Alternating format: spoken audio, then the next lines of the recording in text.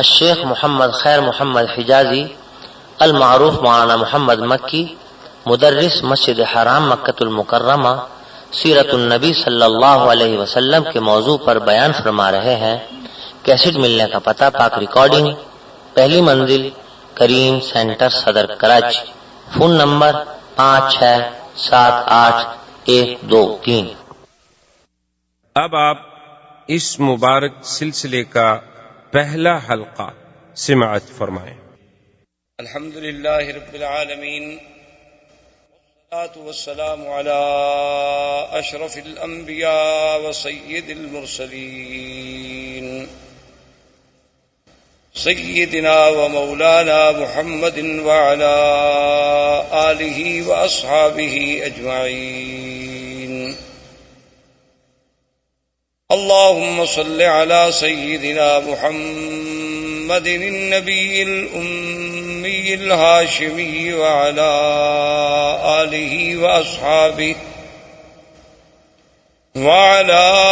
آله وأصحابه البررة الكرام وعلى سائر الأنبياء والمرسلين والملائكة المقربين،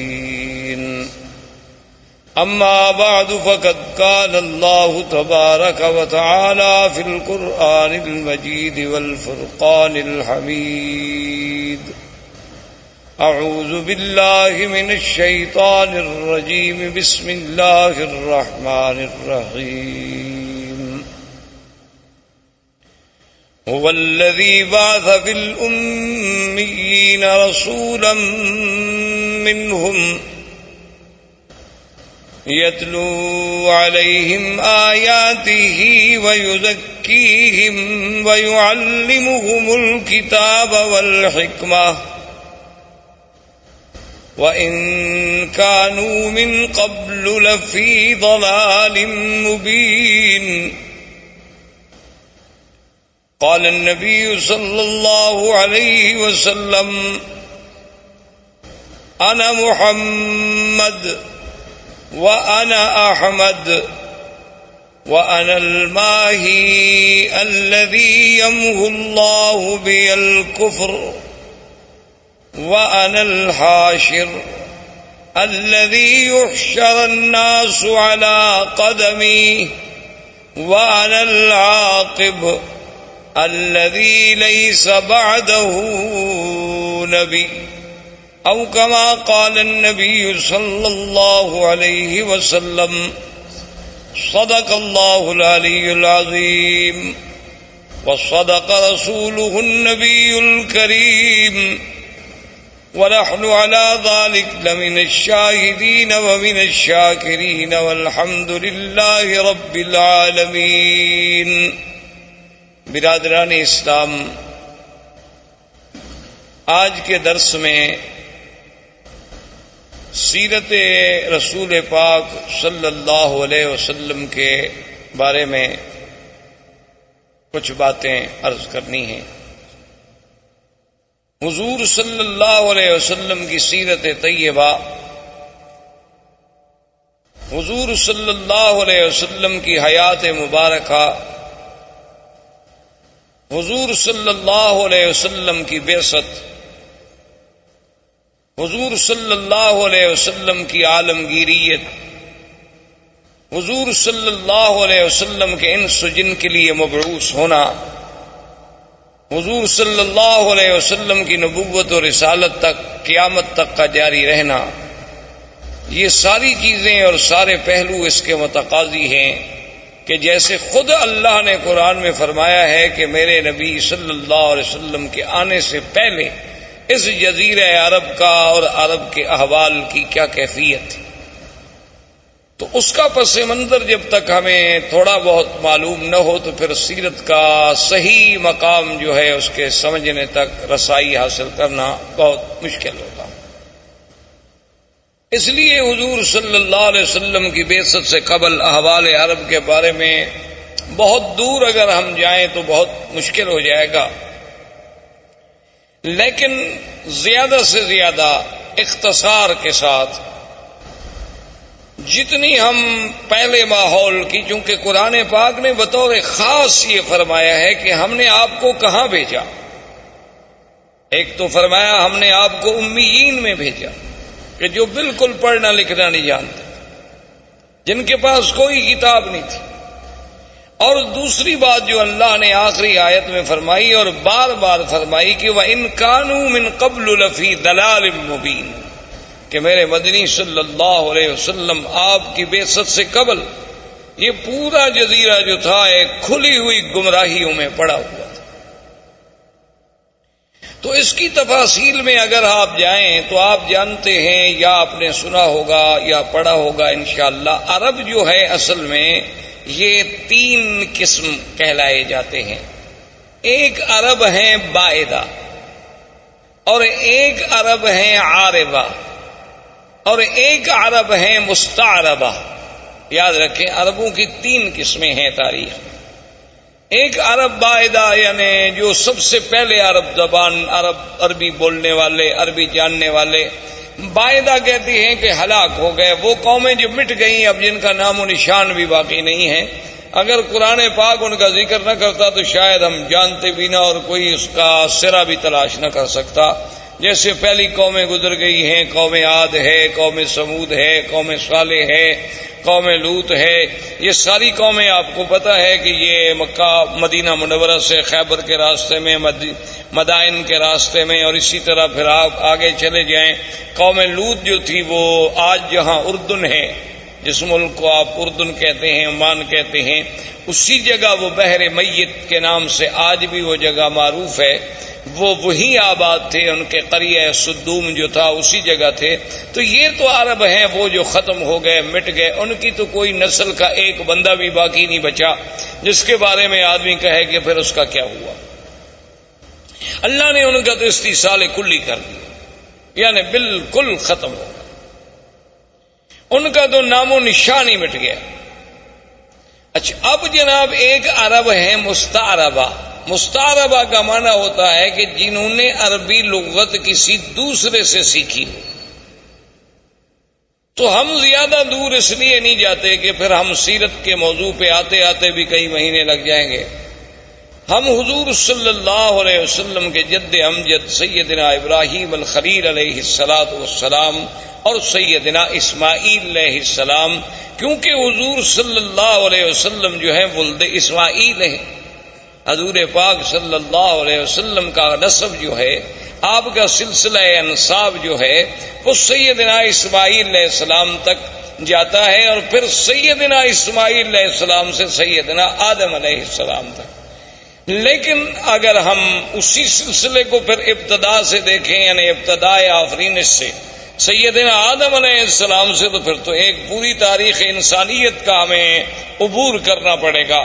لیکن اگر ہم سیدنا اسماعیل اور سیدنا ابراہیم علیہ السلام سے شروع کریں تو ایک تو ہم قریب آ جائیں گے، اور دوسرا ان سے حضور کا براہ راست تعلق ہے کہ حضور صلی اللہ علیہ وسلم ولد اسماعیل.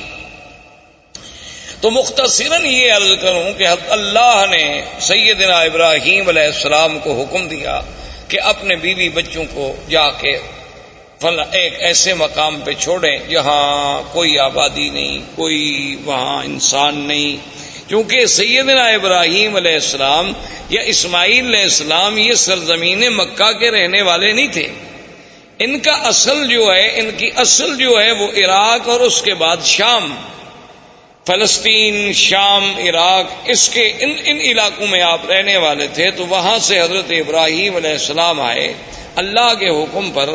اپنی بیوی اور اپنے چھوٹے بچے، دودھ پیتے ہوئے بچے سیدنا اسماعیل علیہ السلام کو حکم خداوندی کے مطابق اسی مقام پہ چھوڑا جہاں اب چاہ زمزم ہے، جہاں یہ کنواں ہے زمزم کا، اسی جگہ ان کو بٹھا دیا. اور اللہ کا حکم تھا کہ بولنا بھی نہیں، بتلانا بھی نہیں، بات بھی نہیں کرنی. تو ابراہیم الخلیل علیہ السلام خاموشی سے چلے گئے. جب وہ جانے لگے تو بی بی ہاجرہ دوڑی پیچھے. انہوں نے کہا الا من تقلنا یا ابراہیم الخلیل، یہ اللہ کیا کر رہے ہو کہ یہاں کوئی انسان نہیں، یہاں کوئی پانی نہیں، یہاں کوئی آبادی نہیں. وادن غیر ذی زرع کالے پہاڑوں میں گھری ہوئی ایک وادی ہے، تو اور یہاں جہاں کعبہ شریف ہے یہاں بالکل ایک ٹیلے کا نشان تھا، تو ہمیں کیسے چھوڑ کے جا رہے ہو؟ ابراہیم علیہ السلام خاموش ہیں چونکہ اللہ کا حکم نہیں جواب دینے کا۔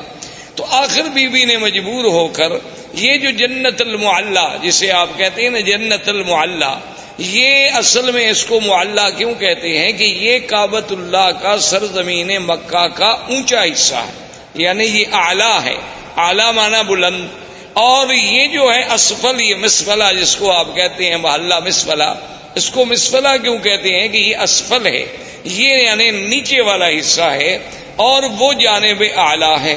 اسی لیے جب بھی مسیال، جب بھی سیل آتے ہیں تو اوپر سے پانی گرے گا اور اسی مسیال سے مسفلہ سے ہوتا ہوا پھر نیچے چلا جائے گا طریق ریس سے، تو یہ اعلیٰ جانب تھی، تو اسی لیے وہ جو قبرستان ہے اس کو مومنین کی وجہ سے جنت کا لقب ملا اور جنت المعلا کہلایا۔ تو اس مقام تک بی بی صاحبہ دوڑتی آئیں ابراہیم علیہ السلام کے پیچھے، اور ابراہیم علیہ السلام اونٹنی پہ سوار تھے اور خاموش ہو کے جا رہے۔ تو بی بی نے کہا کہ ایک بات تو بتاؤ، اللہ امرک بہذا، کیا تمہیں تمہارے خدا نے یہ حکم دیا ہے یا تم خود ہم سے ناراض ہو؟ بھئی خامن جو اپنے بچوں کو چھوڑ دے کو وجہ تو ہوگی نا، اپنی بیوی بچوں کو چھوڑ کے جا رہے ہیں، اور چھوڑ بھی ایسی جگہ جا رہے ہیں نا، یہ تو نہیں کہ ان کو سسرال میں بھجوا دیا، بچوں میں بھجوا دیا، کسی بھائی کے گھر میں بھجوا دیا، ایک ایسے مقام پہ چھوڑ دیا کہ بعدن غیر ذی ذرع، جہاں کچھ بھی نہیں۔ تو جب انہوں نے یہ کہا تو اللہ نے حکم دیا کہ جواب دے، تو آپ نے فرمایا ان اللہ امرنی، اللہ نے مجھے حکم دیا ہے، میں اللہ کے حکم کے بغیر تمہیں نہیں چھوڑ کے جا رہا۔ تو اب بی بی کے قدم رک گئے، اور علماء نے لکھا ہے کہ بی بی نے فرمایا کہ اذن لا یضیئنا، اور ایک روایت میں یہ بھی آتا ہے کہ بی بی نے کہا حسبنا اللہ ونعم الوکیل، کہ اب تم خلیل جاؤ، ہمیں بھی اللہ کافی۔ اگر اللہ نے حکم دیا ہے نا تو پھر اللہ ہمیں ضائع نہیں کریں گے، کیونکہ اگر اللہ نے حکم دیا ہے کہ ان کو یہاں چھوڑ دو، تو اگر اللہ ہمیں مارنا چاہتے تو وہیں فلسطین میں مار دیتے، اللہ ہمیں کوئی سزا دینا چاہتے تو وہیں شام کے علاقے میں دی جا سکتی تھی۔ تو اس مقام پہ چھوڑنے کا جو حکم تمہیں تمہارے رب نے دیا ہے تو اذن لا یضیعنا، اب وہ خدا ہمیں ضائع نہیں کریں گے۔ اور ایک روایت میں ہے کہ بی بی کی زبان مبارک سے جو کلمہ نکلا وہ کلمہ تھا حسبنا اللہ ونعم الوکیل۔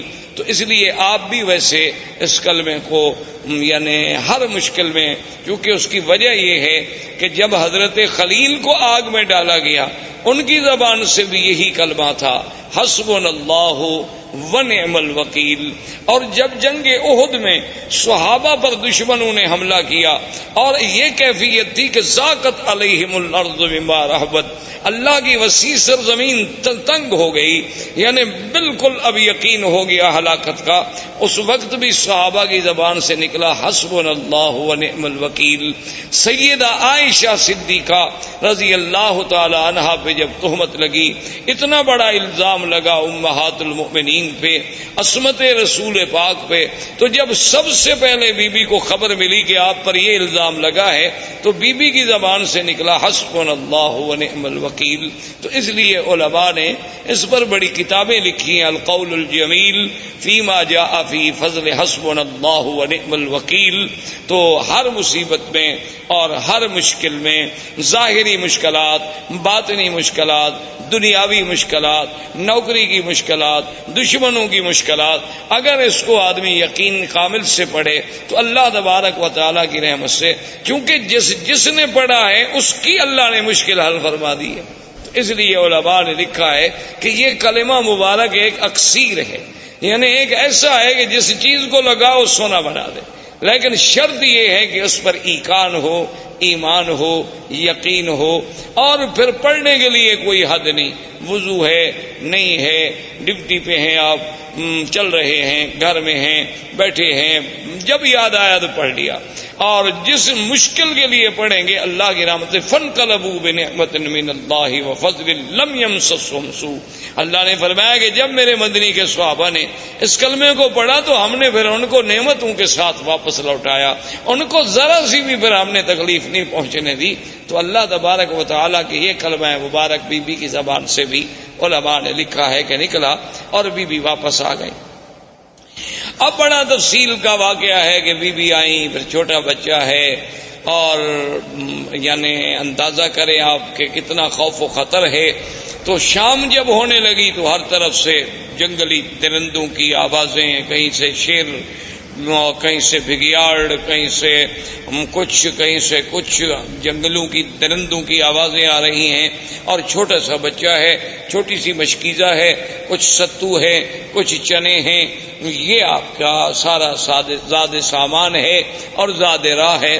تو مورخین نے لکھا ہے کہ بی بی صاحبہ شام کو جب اندھیرا چھا گیا تو ایک لکڑی لے کے کھڑی ہوئیں اور انہوں نے سارے علاقوں کی طرف توجہ کر کے خطاب کیا کہ اے جنگل کے درندوں، یہاں انسان تو کوئی نہیں جن کو میں خطاب کروں، لیکن ایک بات یاد رکھ لو کہ میں ایک اللہ کے نبی خلیل کی بیوی ہوں اور اسماعیل کی اماں ہوں.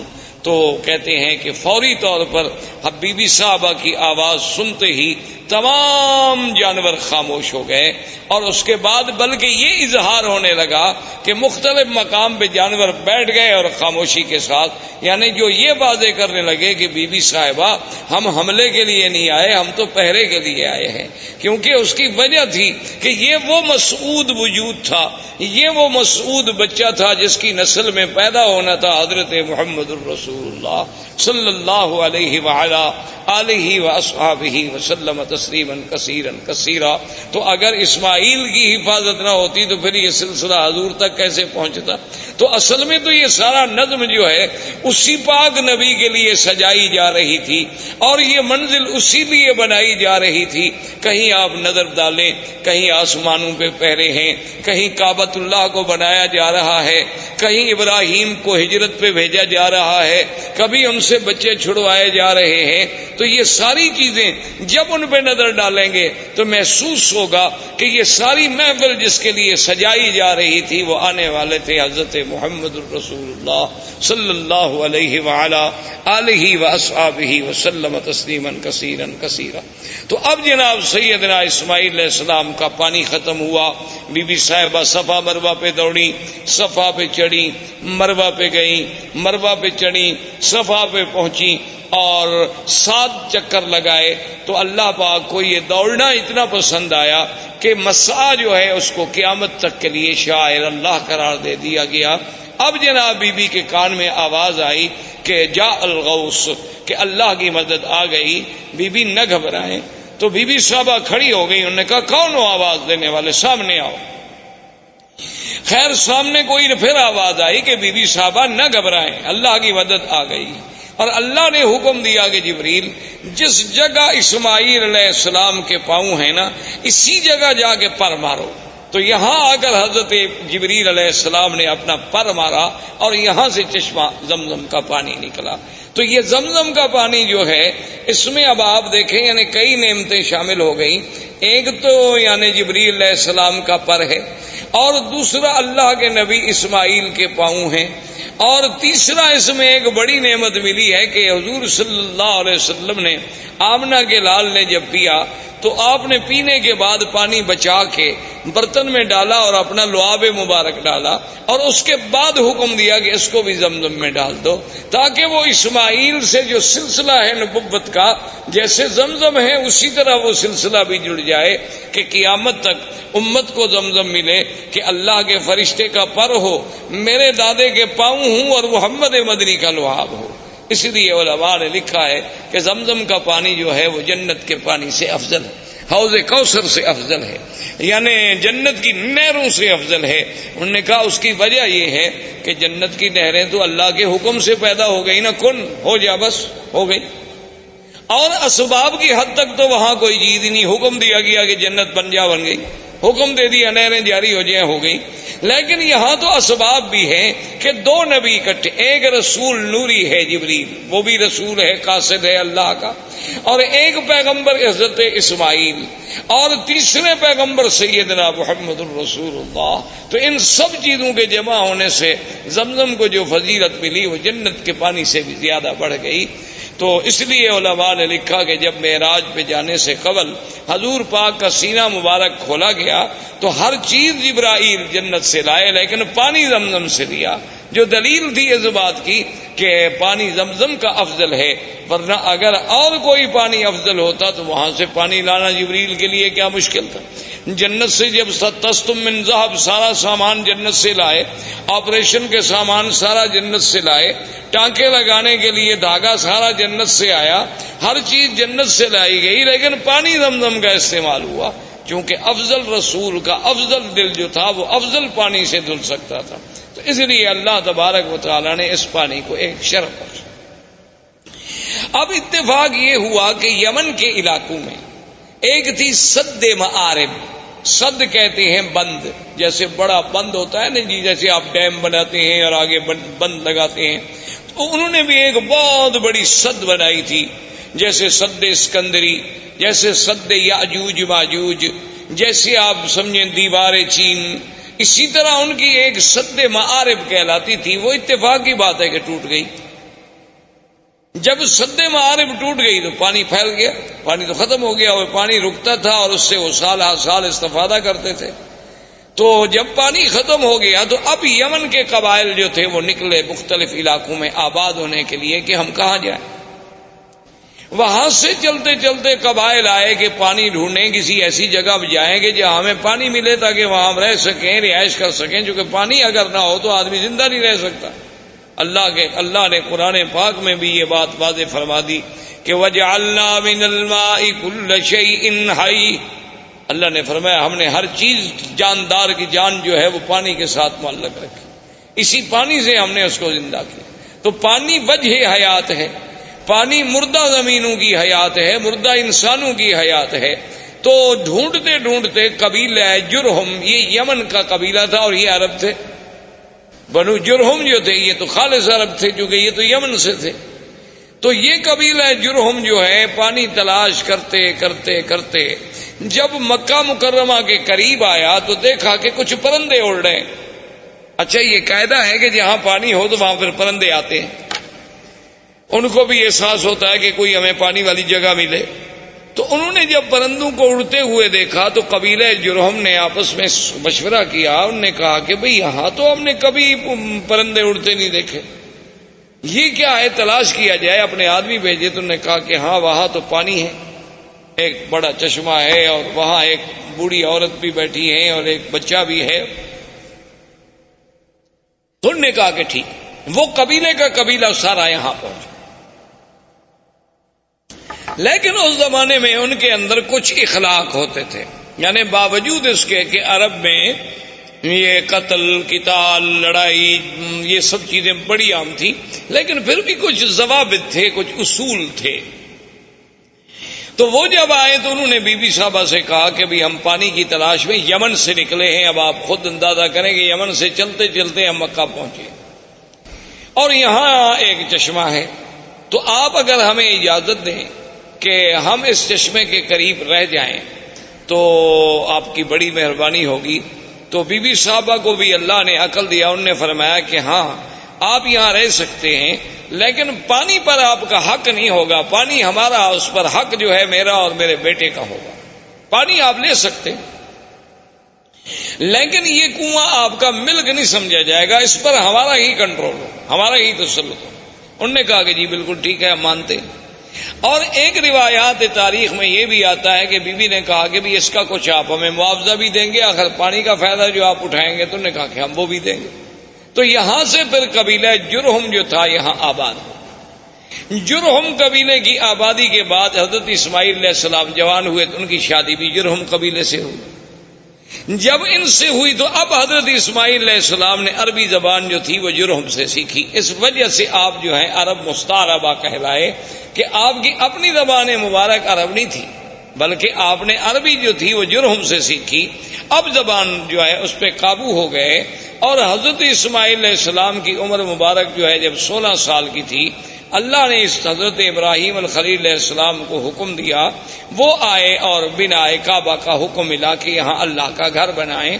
تو ابراہیم علیہ السلام نے اس کعبے کی اللہ کے حکم سے بنیاد رکھی، اور بنیاد اسی قواعد پہ رکھی گئی جو آدم علیہ السلام نے قواعد رکھے تھے اللہ کے حکم سے۔ اب ایک تاریخ میں یہ آتا ہے کہ ابراہیم علیہ السلام نے پوچھا کہ اللہ آپ کا حکم ہے کہ میرا کعبہ بناؤ، لیکن مجھے پتہ نہیں کتنا طول ہے، عرض ہے، کتنا کعبہ ہے، کہاں دیواریں ہوں گی۔ وہ تو ایک ٹیلا تھا نا جی، بارشیں آتی اور فلڈ آتے اور سیل آتی، سیلاب آتے اور چیزیں یہاں پھینک کے چلے جاتے، تو بنتے بنتے بہت بڑا ٹیلا بن گیا۔ تو اللہ نے حکم دیا کہ ہم آسمان پر بادل کا ایک ٹکڑا بھیجتے ہیں، جہاں جہاں بادل کا سایہ ہو سمجھ لو گی یہ جگہ کعبہ ہے، اور جہاں سایہ نہیں ہوگا تو وہ جگہ کعبہ نہیں، اسی جگہ تم نشان لگا لو۔ تو کعبۃ اللہ کے اوپر ایک سایہ ایسے جیسے سائبان کھڑا ہو جاتا ہے، یعنی وہ کھڑا ہو گیا، اور حضرت اسماعیل علیہ السلام، حضرت ابراہیم اور اسماعیل علیہ السلام نے نیچے کعبۃ اللہ کے نشان لگا۔ دیکھیں نا کہ آج 1400 سال کے بعد دنیا ترقی کرتی ہے نا جی، کہ جوی نقشہ، کہ بھئی ہم ہیلی کاپٹر پہ بیٹھ کے یا فضاؤں سے بیٹھ کے یا چھوٹے جہازوں پہ بیٹھ کے اوپر سے وہ کسی علاقے کا کسی شہر کا نقشہ بناتے ہیں، لیکن اللہ نے اپنے کعبے کے لیے تو 4000 سال پہلے سے نقشے کا انتظام فرما دیا کہ بھی اس کی پیمائش دیکھنی ہے، طول و عرض دیکھنا ہے۔ اور ان کے فوٹو تو غلطی بھی کر سکتے ہیں، لیکن وہ تو سایہ اتنا صحیح تھا کہ اس میں جب ابراہیم علیہ السلام نے کھودا تو نیچے حضرت آدم علیہ السلام کی بنیادیں مل گئی، تو اس پر وہ کعبۃ اللہ کی جو ہے وہ تعمیر۔ اب جو مقام ابراہیم ہے اس کے بارے میں دو چیزیں ملتی ہیں ہمیں تاریخ۔ ایک تو صحیح روایات جو ہیں وہ یہ ہیں کہ جب دیواریں اونچی ہو گئی تو اب ابراہیم علیہ السلام کے لیے مشکل تھا نا جی کہ اوپر پہاڑ پہ، دیواروں پہ، چٹانوں پہ کیسے پہنچائیں، کیسے پتھر کیسے لگائیں، نیچے والے تو اٹھا کے رکھ دیے نا، لیکن جب جگہ اونچی ہو گئی تو ضرورت تھی نا کہ کوئی ایسی چیز ہوگی جو ہمیں اوپر لے جائے۔ اب اس کے لیے ضرورت یہ تھی کہ درخت کاٹے جائیں، لکڑیاں کاٹی جائیں، پھٹے بنائے جائیں، ان کو باندھا جائے اور کھڑے ہونے کا ذریعہ بنے۔ تو اللہ نے حکم دیا کہ ابراہیم الخلیل، یہاں ایک پتھر ہے، اس پتھر پہ تم کھڑے ہو جاؤ، اور یہ تمہارے حکم کے ہم نے تابع کر دیا ہے، اس کو آپ حکم دیں گے یہ اونچا ہو جائے گا، اور حکم دیں گے تو خود بخود یہ نیچے چلا جائے۔ یعنی آپ دیکھیں نا آج کرینوں کے جو تصور ہیں، مشینری کے جو تصور ہیں کہ آپ کے بٹن سے ضرورت کے مطابق اوپر ہوں گی نیچے ہوں گی، لیکن اللہ تبارک و تعالیٰ کی کمال قدرت دیکھیں اور انبیاء کے معجزات دیکھیں کہ نہ تو کوئی مشینری لگائی گئی، نہ وہاں کوئی موٹر لگائی گئی، نہ کوئی بجلی کا انتظام کیا گیا، بس پتھر کو حکم دے دیا کہ جو میرا نبی کہتا ہے مانو، پتھر تابع ہو گیا، بات ختم ہو گئی۔ اللہ تبارک و تعالیٰ چاہے تو داؤد علیہ السلام کے پتھر تابع کر دیں، اللہ چاہے تو ابراہیم علیہ السلام کے تابع کر دیں، تو ابراہیم علیہ السلام کھڑے ہو جاتے، پتھر اوپر ہو جاتا، پھر نیچے ہو جاتا، اور اس پر حضرت ابراہیم علیہ السلام کے قدموں کے نشان پڑ گئے۔ ویسے آپ کو بھی کبھی دھوکہ ضرور لگا ہوگا، آپ جب دیکھتے ہوں گے مقام ابراہیم کے پتھر کے بھئی اتنا چھوٹا پاؤں اور اندر کیسے پورا چلا گیا۔ یہ پورا اندر نہیں تھا، یہ تو اصل میں یہ ہے کہ یوں پتھر تھا نا، تو آپ نے جب پاؤں رکھا تو پاؤں کا نشان لگ گیا اندر تھوڑا سا، یہ بعد میں تو ہم نے چوم کے چاٹ کے الحمدللہ اس کو نیچے پہنچایا۔ یہ ہماری اپنی مہربانیاں ہیں، یعنی باقی جو ہم نے محنت کی ہے نا، جو روزانہ ہاتھ جو لگاتے رہے ماشاءاللہ، جیسے حضرت سلمان فارسی رضی اللہ تعالیٰ عنہ کے باغ میں جو کھجوریں تھیں تو ہمارے حاجیوں نے ماشاءاللہ ان کو سینے لگا کے کھجور آدھی ختم ہو گئی، اور نتیجہ یہ نکلا کہ آخر وہ کھجوریں بوسیدہ ہو گئیں اور وہ گر گئیں۔ تو ہماری قوم تو ان چیزوں کی ماشاءاللہ بہت ماہر ہے، اللہ تبارک و تعالیٰ کی مہربانی ہے کہ وہ جناب اس نے جو ہاتھ لگانا شروع کیا اور یوں چاٹنا شروع کیا، دیکھا نہیں کہ کڑے جن میں غلاف کعبہ باندھا جاتے ہیں ان کو ہر 2 سال کے بعد بدلنا پڑتا ہے، یہ اس کو بھی پکڑ کے ہلا رہے رہتے ہیں اور وہ بھی گس جاتے ہیں وہاں، کیونکہ ہر وقت جو ایک آدمی نے پکڑا ہوا ہو تو کیا کرے آدمی۔ تو بہرحال تو مقام ابراہیم اس پتھر کا نام۔ اچھا اللہ کی شان دیکھیں، یہ مقام ابراہیم جہاں اب ہے یہاں نہیں تھا، یہ مقام ابراہیم جو ہے بالکل کعبۃ اللہ کی دیوار کے ساتھ تھا، کیونکہ یہ تو تعمیر میں کام لگایا گیا نا جی، اور تعمیر کے بعد وہیں اس کو چھوڑ دیا گیا، اس کو دور لانے کی تو کوئی وجہ ہی نہیں تھی۔ اب بھی آپ نے دیکھا ہوگا کعبۃ اللہ کے دروازے کے پاس اگر آپ دیکھیں نا تو بنیادوں پر ایسے پتھروں کے تھوڑے تھوڑے نشان ہیں، دراصل یہ وہ مقام ہے جہاں جبریل علیہ السلام نے کھڑے ہو کر حضور کو نماز پڑھائی، یہ مقام امامت جبریل علیہ السلام ہے۔ کعبۃ اللہ کا دروازہ جہاں ختم ہوتا ہے تو نیچے آپ ذرا بنیاد پر نظر ڈالیں تو وہاں آپ کو ایسے 4-5 ٹکڑے پتھروں کے عجیب عجیب سے لگے ہوئے نظر آئیں گے اس کی بنیاد میں. تو یہ وہ جگہ ہے جہاں سیدنا آقا انعامدار سرکار دو عالم صلی اللہ علیہ وسلم کو جبریل نے نمازیں پڑھائیں، 5 اول وقت میں اور 5 آخر وقت میں. تو یہ بھی وہ نشان جو تھا رکھا گیا. اچھا، اسی کے ساتھ اب تو مطاف مبارک کو ٹھیک کیا گیا. پہلے آپ نے دیکھا ہوگا چھوٹا سا ایک نشان لگتا تھا کہ جیسے یہاں کچھ جگہ نیچی ہے. تو یہ وہ جگہ تھی جہاں کعبۃ اللہ کے لیے مٹی اور گارا بنایا جاتا تھا کعبۃ اللہ کی دیواروں کو لگانے کے لیے. تو یہ وہ مقام تھا جہاں سیدنا ابراہیم علیہ السلام نے مٹی بنائی اور اس کا پانی ڈالا تاکہ پتھروں کو جمانے کے لیے اس مٹی سے فائدہ اٹھایا جا سکے. اچھا، اب خدا کی شان ہے کہ جہاں کا موجودہ حالت میں مقام ابراہیم ہے اس کی وجہ یہ ہوئی کہ ایک دفعہ سیل آئی بڑی زبردست، سیل، فلڈ، سیلاب، وہ آیا اور وہ مقام ابراہیم کو بہا کے لے گیا، یعنی اتنا دور کر دیا اس پتھر کو. تو اب صحابہ اکٹھے ہوئے کہ بھی اس کا کیا حل کیا جائے، اس کو وہاں لے جائیں جہاں اپنے اصل مقام پہ تھا، یا اس مقام ابراہیم کے حجر ابراہیم کو ہم یہاں رہنے دیں، اب یہاں پہنچ گیا ہے. تو صحابہ نے مشورہ کیا ابھی وہاں لے جانے سے کعبۃ اللہ کے طواف کرنے والوں کو رکاوٹ بنے گی، کیونکہ وہ دیوار سے تھوڑے فاصلے پر تھا. اگر یہاں دور ہو گیا تو اچھی بات ہے، کافی درمیان میں فاصلہ ہے. اس وقت تو تصور اتنے لوگوں کا ہوتا تھا نا جی. یہ تو بعد میں الحمدللہ اللہم زد فزد کہ ہر سال اللہ کی رحمت سے عدد جو ہے بڑھتا جا رہا ہے اور انشاءاللہ قیامت تک بڑھتا چلا جائے گا. تو اس جگہ تو صحابہ کا مشورہ یہ طے ہو گیا کہ اب اس کو نہ چھیڑو، اب اس کو اسی جگہ رہنے دو، ورنہ ہر دور میں جو بھی آئے گا اس کو تبدیل کرے گا. کوئی کہے گا یہاں کر دو، کوئی کہے گا یہاں لگا دو، یا اللہ نے پہنچا دیا اسی جگہ رہنا. لیکن آپ حیران ہوں گے، حکمت دیکھیں خدا کی. آج بھی ہمیں تواریخ سابقہ، تاریخ عالم کو جب آپ کھولیں تو ان میں یہ باتیں ملتی ہیں کہ بے عین ہی اسی جگہ ابراہیم علیہ السلام جب کعبۃ اللہ بنا رہے تھے نا تو یہاں کھڑے ہو کر دیوار کو دیکھتے تھے کہ دیوار سیدھی ہے کہ نہیں، کیونکہ ان کے پاس کوئی آلات تو تھے نہیں اور نہ پہلے زندگی میں کبھی عمارت بنائی تھی. وہ تو اللہ کا حکم تھا نا کہ تعمیر کر دو. تو یہی جگہ تھی، وہ پتھر سے اتر کے آتے نا، جیسے آپ مکان بنا رہے ہو تھوڑا دور کھڑے ہوں گے نا دیوار کے قریب، تو آپ نہیں کھڑے ہوں گے. وہ آگے دیکھتے بھی دیوار ٹھیک ہے، پتھر ٹھیک ہے، کوئی پتھر آگے کوئی پتھر پیچھے تو نہیں. تو اللہ کو بھی وہی جگہ منظور تھی کہ سیلاب بھی آیا تو اس پتھر کو اسی جگہ لے آیا، ورنہ وہ چاہتا تو یہاں سے دور لے جاتا. لیکن اللہ تبارک و تعالیٰ کی شان ہے تو وہ دونوں مقام ابراہیم بن گئے. واتخذوا من مقام ابراہیم مصلی، ایک تو اس سے مراد وہ پتھر اور ایک اس سے مراد وہ مقام جہاں ابراہیم علیہ السلام کھڑے ہو کے کعبۃ اللہ کی عمارت کو دیکھا کرتے تھے. تو اللہ تبارک و تعالی نے اس جگہ کو بھی یعنی اتنی بڑی عظمت بخشی، اتنی بڑی شان بخشی کہ وہ قیامت تک کے لیے قرآن میں آیا اور مصلی خلیل، مصلی حبیب سیدنا محمد الرسول اللہ صلی اللہ علیہ وسلم جو ہے بن گیا. اب یہ سیدنا ابراہیم علیہ السلام نے کعبہ بنایا، اللہ نے ندا کا حکم دیا کہ کعبہ بن گیا ہے، لوگوں کو حج کے لیے پکارو. تو اس ندا میں بھی اقوال ہیں. بعض علماء فرماتے ہیں اسی حجر ابراہیم پہ کھڑے ہو کے ابراہیم علیہ السلام نے ندا دی. بعض علماء فرماتے ہیں کہ جبل ابی قبیس، یہ جو پہلا جس قریب پہاڑ ہے نا جس پہ اب محلات ہیں، یہ پہاڑ ابی قبیس جو اور اللہ کی شان ہے. کعبۃ اللہ اول بیت، یہ دنیا میں سب سے پہلا گھر، اور ابی قبیس اول جبل وضع فی الارض، یہ دنیا کے پہاڑوں میں سب سے پہلا پہاڑ ہے جو زمین پہ رکھا گیا. تو ابھی قبیس پہ کھڑے ہوئے.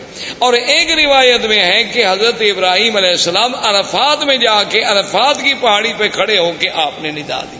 ایک روایت یہ بھی آتی ہے. تو وہاں سے اللہ نے ان کی ندا کو پوری دنیا میں کائنات میں پہنچا دیا. تو اب ابراہیم علیہ السلام تشریف لے گئے، حضرت اسماعیل علیہ السلام یہاں رہے، حضرت اسماعیل علیہ السلام کی شادیاں ہوئیں. اس طریقے سے اللہ تبارک و تعالی نے سرزمین کو آباد کیا، اور اس پورے علاقے میں ماں سوائے دین توحید کے اور کوئی دین نہیں تھا. یعنی سب لوگ جو تھے وہ ملت ابراہیم، سب لوگ جو تھے وہ دین ابراہیم پہ تھے، اور کوئی شرک نہیں، کوئی بے دینی نہیں، کوئی احداث نہیں، کیونکہ ان علاقوں کو تو دین ملا ہے. اسی وجہ، یہی تو وجہ تھی نا کہ ہر آدمی یہ کہتا تھا کہ میں ملت ابراہیم پہ ہوں. یہودیوں کا بھی دعویٰ کہ ہم ملت ابراہیم پہ، نصرانیوں کا دعویٰ کہ ہم ملت ابراہیم، مشرکین مکہ کا دعویٰ کہ ہم ملت ابراہیم پہ. آخر اللہ نے ارشاد فرمایا ما کان ابراہیم یہودیا ولا نصرانیا ولکن کان حنیفا مسلما وما کان من المشرکین. اللہ نے فرمایا کہ ابراہیم نہ تو یہودیت پہ تھے نہ نصرانیت پہ، اب وہ تو بالکل ساری دنیا سے مائل ہو کے دین اسلام، دین حق پہ چلنے والے، اور نہ وہ مشرکین میں سے تھے. تو یہ سارا دین جو تھا دین توحید تھا، ملت ابراہیمی تھی. سب سے پہلے عمرو ابن لوہی ایک شخص تھا، وہ مکے کا سردار تھا اور بہت بڑا سردار. یعنی اس کی بات جو تھی نا جی مکے میں اور قبائل میں اور حول مکہ ایسے مانی جاتی تھی کہ اس کی بات کے ٹالنے کا کسی کو کوئی تصور بھی نہیں تھا. تو عمرو ابن لوہی جو ہے یہ وہ آدمی ہے جو حاجیوں کو بڑی خدمت کرتے، ان کو زمزم پلاتے. صرف زمزم خالی نہیں بلکہ اس میں اصل ملا کے، شہد ملا کے پلاتے تھے حاجیوں. تو یہ عمرو ابن لوہی جو ہے یہ شام کے علاقے میں گیا تجارت کے لیے. تو وہاں اس نے ایک قوم تھی عمالقہ قوم کو دیکھا کہ ان کے پاس بت ہیں اور مختلف شکلیں ہیں، کوئی مردوں کی، کوئی عورتوں کی، مختلف خوبصورت قسم کے، کوئی چاندی کے، کوئی سونے کے، کوئی لکڑی کے، کوئی مٹی کے. تو اس نے ان سے پوچھا بھی یہ کیا ہے؟ تو عمالقہ نے ان سے کہا کہ بھی یہ ہمارے خدا ہیں، آلہہ ہیں.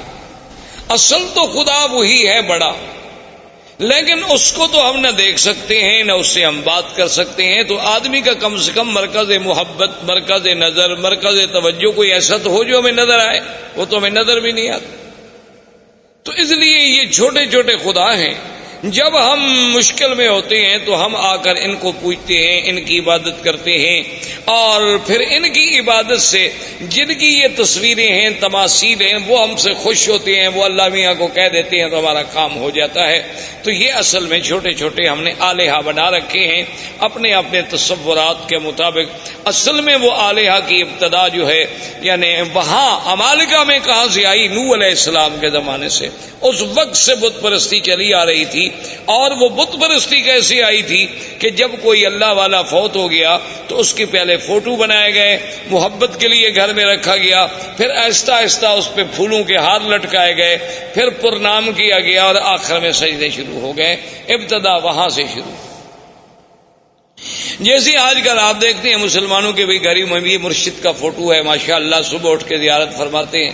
اسی طرح بہت سارے لوگوں نے قرآن شریف کے پہلے صفحے پر اپنے مرشد کا فوٹو رکھا ہوتا ہے کہ جب تلاوت قرآن کرنی ہو تو پہلے مرشد کے فوٹو کی زیارت کرتے ہیں، بوسہ دیتے ہیں، آنکھوں سے لگاتے ہیں، پھر وہ فوٹو حکم کرتا ہے قرآن پڑھو تو پڑھتے ہیں، اگر حکم نہ کرے تو قرآن بند کر کے رکھ دیں گے، چونکہ چلنا تو مرشد کے حکم پر ہے نا، اگر وہ ہمیں حکم دیں گے تو اس طرح عمالقہ میں یہ بھی بت پرستی داخل ہو گئی. تو عمرو ابن لوہی کے دماغ میں پتہ نہیں کیا آئی کہ ایک نئی چیز ہے. تو اس نے کہا اچھا بھی ایک دو بت مجھے بھی دو تاکہ میں ان کو مکے میں لے جاؤں اور ہم بھی ادھر کعبۃ اللہ میں رکھیں گے. تو سب سے پہلا بت جو عمرو ابن لوہی لے کے آیا وہ حبل تھا، اس کا نام تھا حبل. وہ جب لے کے آیا حبل کو یہاں رکھا اور سارے مکے والوں کو بلایا کہ بھئی یہ تو ہمیں خدا مل گیا ہے. ایسے پہلے تو ہم خالی گھر میں عبادت کر رہے تھے، خدا تو نہیں تھا، تو اب سب اس کی عبادت کیا کریں. تو لوگوں نے اس کی عبادت کرنی شروع کی. اس نے باقی قبائل کو بلایا، پھر ہر قبیلے کے لیے خدا بنتا چلا گیا. کو بنو ثقیف کا، کو بنو حذیل کا، کو بنو خزاعہ کا، کو قریش کا، کو بنو ہاشم کا، سب خدا بناتے گئے. اور پھر اس نے لوگوں سے یہ بھی کہہ دیا، اس نے کہا کہ دیکھو یہ بت تو بناؤ، خدا تو بناؤ، لیکن یہ شرط ہے کہ مٹی ہمارے اس شہر کی ہو، یعنی پتھر یہاں سے لو، مٹی بھی یہاں سے لو، پھر اس سے بناؤ، ہر مٹی سے نہ بناؤ، چونکہ یہ تو اللہ کے گھر کی مٹی ہے نا، یہ تو مبارک مٹی ہے. یہ چیزیں جو ہے نا جی اس کے دماغ میں آئیں. اس لیے حضور پاک نے فرمایا تھا کہ اول من بدل الدین عمرو ابن لوہی، سب سے پہلے اللہ کے دین میں تحریف کرنے والا، بدلنے والا اور شرک کی ابتدا کرنے والا سرزمین مکہ میں جو تھا تو عمرو ابن لوہی. اور حضور نے یہ بھی ارشاد فرمایا کہ انی رأیت، فرمایا میں نے مجھے دکھایا گیا ہے کہ یجر امعاہ فی النار، کہ وہ اپنی آنتیں جو ہے جہنم میں گھسیٹتا ہوا جہنم میں چل رہا ہے. تو یہ وہ پہلا شخص تھا جس سے بت پرستی کی ابتدا ہو. اس نے آرڈر کر دیا کہ بھئی کوئی آدمی بت بنائے، ہر قبیلہ بت بنائے، لیکن وہ بت مکے کے پتھروں سے ہو. اور دوسری بات یہ ہو گئی، اس نے حکم کر دیا کہ ہر قبیلہ جو بت بنائے اپنا ایک بت جو ہے وہ یہاں رکھے، یعنی ہم اس قبیلے کو شرف دیں گے کہ تمہارا خدا جو ہے وہ کعبے میں موجود ہے. اور اگر اس قبیلے سے لڑائی ہو جاتی تو اس کے خدا کو بھی نکال دیتے تھے کہ بھئی اب تمہارا خدا یہاں نہیں رہ سکتا، تمہارا ہمارا جھگڑا ہے.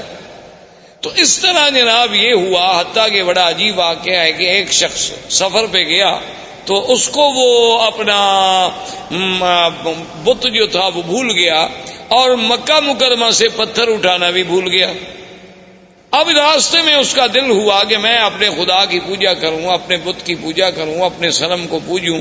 تو اب اس نے کہا بھی میں کہاں سے بناؤں، وہ تو میں مکہ سے تو پتھر لایا نہیں. جیسے ہمارے روافض نے بھی آپ نے دیکھا ہے، ان کا بھی ایک مٹی کا ایک ایسے ٹھیلا گول سا بنا ہوتا ہے، وہ سجدے میں وہی استعمال کرتے ہیں. وہ کہتے ہیں یہ قرب و بلا کی مٹی ہے، تو وہ مقدس مقام کی مٹی ہے، اس کے بغیر ہمارا سجدہ نہیں ہوتا. کیونکہ حضرت حسین نے شہید ہوتے وقت اسی پہ سجدہ کیا تھا، تو لہذا وہی مٹی لے کے وہ ہر جگہ چلتے ہیں، اس کو بنایا ہوتا ہے، وہ سامنے رکھیں گے اور اسی پہ وہ اپنا سجدہ کریں گے، باقی کسی جگہ کے لیے ان کا سجدہ نہیں ہوتا. اللہ نے ہمارے لیے پوری دنیا پاک کی، انہوں نے جناب تنگ کرتے مشرکین مکہ نے کہا مکے کے پتھروں کا بت بناؤ، انہوں نے کہا کربلا کا بناؤ. تو بہرحال اللہ رحمت فرمائے. تو اب جناب یہ ہوا کہ اس بندے کو سوچ آئی کہ میں کیا کروں. اس نے کہا کہ میرے پاس کھجوریں البتہ تھی سفر میں، اور تو کوئی خوراک نہیں ہوتی تھی، تو میں نے کھجوروں کو اکٹھا کیا اور کھجوروں کو جیسے میرا بت تھا نا اس کی شکل کا ایک بت کھجوروں سے بنایا. کھجوروں سے اس کی گٹھلیاں نکال دی اور کھجوروں کو معجون کی شکل دے کر میں نے اس کا بت بنا دیا اور اس کی پوجا کرنی شروع کی. اس کی عبادت کرتا رہا، لیکن کہتے ہیں جب بعد میں بھوک لگی تو خدا کو کھا گیا، اور میں کیا کرتا. وہ کہتے آخر میرے پاس کوئی حل نہیں تھا. جب سفر میں مجھے بھوک نے ستایا تو میں نے کہا یار میں اب کیا کروں. تو میں نے پھر خدا کی پہلے ٹانگ کاٹی، پھر ہاتھ کاٹا، پھر گردن کاٹی، اور آہستہ آہستہ کھا گیا. سارا سفر میں راستے میں بندہ خدا کو کھا گیا. یعنی آپ اندازہ کریں جاہلیت کا. اسی لیے اکبر نے حالی نے کہا تھا نا کہ کھڑے ہیں پڑے ہیں جو ماپو تو بندے خدا سے بڑے ہیں. تو یہ فطرت انسانی ہے کہ جب وہ بھٹکتی ہے تو پھر ایسی حرکتیں کرتی. جیسے کہ ایک صحابی مسلمان ہوئے، اسلام لانے کے بعد لوگوں نے کہا کہ بھئی آپ ہمیں اپنی زندگی کا کوئی واقعہ سنائیں. اس نے کہا کہ بھئی آپ تو کہتے ہیں کہ یہ بت جو ہے نا کوئی فائدہ نہیں پہنچاتے، لیکن میرا جو خدا تھا نا، جو میرا بت تھا جس کی میں پوجا کرتا تھا، اس نے مجھے بہت فائدہ پہنچایا. اب صحابہ حیران ہو گئے کہ بت کیسے فائدہ پہنچائے.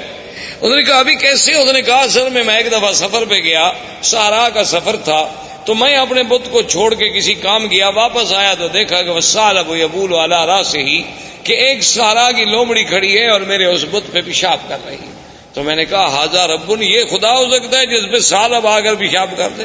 تو میں نے اس وقت اس کو پھینک دیا اور دل میں اسلام داخل ہو گیا کہ واقعی اللہ تبارک و تعالیٰ کے دین کے علاوہ یہ محض ہمارے تخیلات ہیں اور فسادات ہیں. تو بہرحال میرے کہنے کا مقصد یہ تھا کہ یہاں سے عرب سے بت پرستی شروع ہوئی اور آہستہ آہستہ یہاں شرک کی جڑیں پھیلتی چلی گئی. اب اسی طریقے سے پھر اب یہود جو تھے، یہود اور نصارہ، یہ یہود بھی کو مدینہ منورہ میں رہنے والے نہیں تھے، یہ بھی ان کا اصل جو تھا شام تھا. یہ وہاں سے آئے اور آ کر مدینہ منورہ میں آباد ہوئے. اس وقت مدینہ منورہ کو یثرب کہا جاتا تھا، اس کا نام مدینہ منورہ نہیں تھا. یہ وہاں آ کر آباد ہوئے. ان میں کئی قبائل تھے، بنی قینقاع تھے، بنو نذیر تھے، بنی قریظہ تھے، اور اسی طرح یمن سے کچھ لوگ نکلے. جب ربیعۃ بن النصر یمن کا آدمی تھا، اس نے خواب دیکھا کہ اپنے خواب میں کہ بعض آباش کہتے ہیں بہت گھٹیا قوم کے لوگ، وہ یمن پہ بادشاہ بن جائیں گے. تو وہ ڈر کے مارے اپنے خاندان کو لے کر وہ بھی وہاں سے نکلا اور حیرہ میں جا کے اس نے، عراق کے اندر ایک جگہ ہے حیرہ، وہاں جا کر اس نے ڈیرا ڈالا. اور اس کے بعد پھر اس کا لڑکا پیدا ہوا جس کا نام جو ہے سنان ابن اسعد تھا. سنان اسعد جس کا لقب تبا تھا، یہ اس کا بیٹا تھا اور یہ پھر بہت بڑا بادشاہ بنا. اور اس نے پھر بڑی جنگیں کی اور بڑی لڑائیاں کی، اور یہ اسی ضمن میں آیا، مدینہ منورہ میں پہنچا، پھر مدینہ منورہ سے آگے چلا گیا، اور اس نے اپنے ایک بیٹے کو اسی یثرب کے مقام پہ چھوڑ دیا کہ بھی تم یہاں رہو، سنا ہے کہ یہاں علماء رہتے ہیں، اہل کتاب لوگ ہیں، ان سے کچھ استفادہ کرو۔ اچھا، خدا کی قدرت یہ ہے کہ کچھ عرصے کے بعد اس کے بیٹے کو مدینے میں کسی آدمی نے قتل کر دیا۔ وہ جب قتل ہوا تو اس کو اطلاع ملی کہ تمہارا تو بیٹا قتل ہو گیا۔ اس نے جناب چڑھائی کی، اس نے آگے چڑھائی کی اور جنگ لڑی، اور خدا کی شان دیکھیں، دنیا کی تاریخ میں یہ نرالی جنگ تھی کہ مدینے والے لوگ اس سے بادشاہ طبا کی فوجوں سے، یمن کی فوجوں سے سارا دن لڑائی لڑتے، جب شام ہوتی تو ان کے لیے کھانا بھجواتے، جب شام ہو جاتی وہ کہتے جی لڑائی اپنی جگہ ہے، مہمان ہیں یمن سے چل کے آئے ہیں مدینہ، کھانا تو دینا ہے۔ دن میں لڑائی اور شام، حیران ہوگی کہ کیسی قوم۔ ایک دن اس نے علماء یہود تھے دو، وہ آئے اس کے پاس، انہوں نے کہا کہ دیکھو تم چاہتے کیا ہو؟ اس نے کہا میرے بیٹے کو انہوں نے قتل کیا۔ انہوں نے کہا بیٹے کو قتل کیا، تم نے کتنے قتل کر دیے؟ اور تمہارا تو ایک بیٹا قتل ہوا، تم نے کتنے قتل کر دیے؟ چاہتے؟ اس نے کہا نہیں، میں تو یثرب کو مٹا دوں گا، میں تو اس شہر کا نام و نشان نہیں چھوڑوں گا دنیا میں۔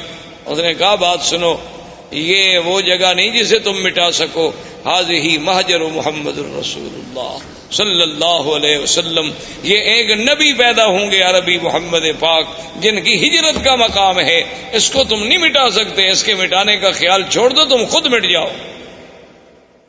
اچھا، تو وہ جناب ان کو ان کے کہنے پہ لڑائی مدینے سے بند ہو گئی، اور اس نے کہا اچھا ایسا کرو کہ تم دو علماء یہود جو ہے نا تم میرے ساتھ چلو، تاکہ میرے ملک میں بھی جا کے کوئی دین پھیلاؤ۔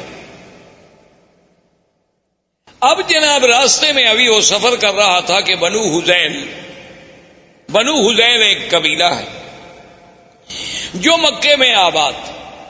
یہ بنو حذیل قبیلے کے لوگ جو تھے یہ دوڑے ہوئے پہنچے اس بادشاہ کے پاس، طبا کے پاس۔ انہوں نے کہا کہ حل تريد من الذهب والفضة ومن المجوهرات شيئا عظيما، کیا تمہیں چاہیے کہ تمہیں ہم سونا، چاندی، ہیرے، جواہرات کا ڈھیر حوالے کر دیں؟ تم چاہتے ہو؟ اس نے کہا کون نہیں چاہتا۔ تو اس نے کہا وہ سارا کعبہ شریف کے اندر جو ہے یہ تمام دنیا کا سونا موجود ہے، آگے لے لو۔ کیونکہ اصل یہ بات ٹھیک بھی تھی، کیونکہ کعبۃ اللہ جب بنایا گیا نا جی تو اس کے درمیان میں ایک کنویں نما شکل بھی تھی، تو لوگ اس میں زیورات، سونا، چاندی، ہر چیز ڈالا کرتے تھے۔ یہ اسی کی نقل ہے نا کہ اللہ کے گھر کی تعظیم کی جاتی ہے، اب لوگ قبروں پہ جا کے اسی طرح پیسے ڈالتے ہیں، چاندی، سونا، زیورات، ہر چیز ڈالتے ہیں۔ تو بہرحال یہ ہے کہ اس نے قابل کو ٹھیک، اور اس نے فیصلہ کر لیا کہ کعبۃ اللہ کو جا کے گرا دو، اور وہاں جو خزانے دفن ہیں وہ سارے خزانے نکال کے میں یمن چلے جاؤں۔ ابھی اس نے یہ ارادہ کیا تھا کہ بالکل سیاہ ایسی اندھیری آئی کہ اتنا اندھیرا چھا گیا کہ اپنا ہاتھ بندے کو نظر نہیں آتا۔ اس نے پھر ان علماء یہود کو بلایا کہ جلدی آؤ، یہ کیا ہو گیا؟ انہوں نے کہا کہ راستے میں ایک شہر ہے، اس کے بارے میں تو تم نے کوئی بری نیت نہیں کی۔ انہوں نے کہا ہاں بالکل، یہ بنو حذیل کے لوگ آئے ہیں، وہ کہتے ہیں کہ وہاں کعبے میں بہت بڑا خزانہ دفن ہے، میں جا کے کعبے کو گراؤں گا۔ اس نے کہا تم کعبے کو نہیں گرا سکتے، وہ اللہ کا گھر ہے، وہ بنائے ابراہیم ہے، تم فوراً توبہ کرو اور چل کے کعبے کا طواف کرو۔ اس نے کہا طواف تو خیر میں نہیں جانتا، چلو پھر میں ویسے تعظیم کرتا ہوں، احتراماً میں چلا جاؤں گا، لیکن میں گراؤں گا نہیں، اب میں نے توبہ کر لی۔ اس نے توبہ کر لی کعبۃ اللہ کے نہ گرانے کی۔ رات کو خواب میں دیکھا کہ میں کعبۃ اللہ پہ غلاف چڑھا رہا ہوں۔ تو اس نے علماء یہود سے کہا، انہوں نے کہا چلو تعظیم کا یہ بھی ایک طریقہ ہے کہ اس کعبۃ اللہ پہ تم غلاف چڑھاؤ۔ تو سب سے پہلا غلاف چڑھانے والا وہ طبا تھا، حسنان ابن سعد۔ اس نے غلاف چڑھایا، پھر یہ غلاف چڑھتے رہے۔ اچھا کبھی ایسا بھی ہوتا تھا کہ غلاف پہ غلاف چڑھتے گئے، غلاف پہ غلاف چڑھتے گئے، تو بعض اوقات تو یہ بھی فیصلہ کرنا پڑا کہ ان غلافوں کے بوجھ سے کہیں دیواریں نہ گر جائیں، اس لیے پھر حکم دیا گیا کہ ایک غلاف رکھو، بھئی اتنے غلاف تو نہ چڑھاؤ۔ تو یہ ان دونوں یہودیوں کو لے کر اپنے ملک میں گیا، جس کی وجہ سے یمن میں بھی یہودیت پھیل گئی، یمن میں بھی یہودیت غالب آ گئی۔ اب اسی زمانے میں یمن میں یہودیت کا غلبہ ہو گیا، نجران کے علاقوں میں کچھ نصارہ تھے، اور اسی طرح ہرقل قیصر روم جو ہے وہ نصرانی تھا۔ تو اسی زمانے میں وہ ابو نواز بادشاہ تھا جس نے حدود بنائی تھی، جس نے خندقیں کھودی اور مسلمانوں کو جس میں جلایا گیا تھا، وہ ابو نواز تھا۔ اس نے جناب لوگوں کو جلا ڈالا کہ بھی یا تم مجھے خدا مانو ورنہ میں تمہیں آگ میں جلا ڈالوں۔ تو اس جلنے والے واقعے میں سے صرف ایک آدمی تھا جو بچ گیا، دوس۔ وہ وہاں سے بھاگا اور اس نے جا کے ہرقل سے کہا کہ یہ کیا بات ہے کہ ایک ہزاروں آدمیوں کو زندہ آگ میں جلا دیا جائے، اب تو یمن کے ہمارے قبیلوں میں کوئی بچہ ہی نہیں، میں صرف اپنی جان بچا کے بھاگ کے تمہارے پاس آیا ہوں، تم میری مدد کرو۔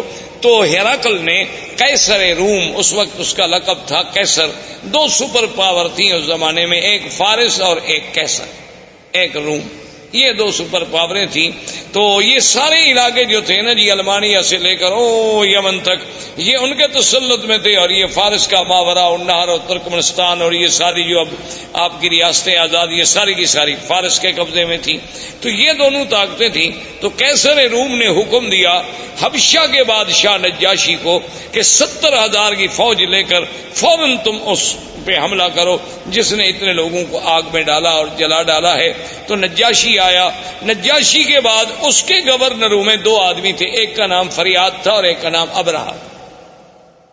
اس طرح یہ دین نصرانیت اور دین یہودیت جو ہے ان علاقوں میں پھیلتا چلا گیا۔ یہاں عمرو بن لوہی کی وجہ سے بت پرستی شروع ہو گئی، مشرکین مکہ آ گئے، اور ماہوالی جو تھے اس میں یہودیت اور نصرانیت کی بیج ڈال دیے گئے۔ اسلام جو تھا اصل اور ملت ابراہیم کا جو اصل تصور تھا وہ ختم ہو گیا۔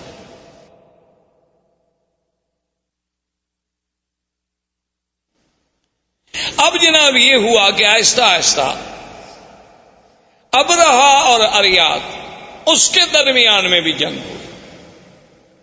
تو انہوں نے پھر ایک فیصلہ کیا، انہوں نے کہا دیکھو بات یہ ہے کہ تمہاری فوج اور ہماری فوج تو ایک ہے نا، ہم تو ایک نسل کے لوگ ہیں، بھی تم بھی اسی بادشاہ کے گورنر تھے، میں بھی اسی بادشاہ کا گورنر، فوج ایک، جنگ اور قبیلہ ایک، انسانی وہی سب احباش ہیں ہمارے۔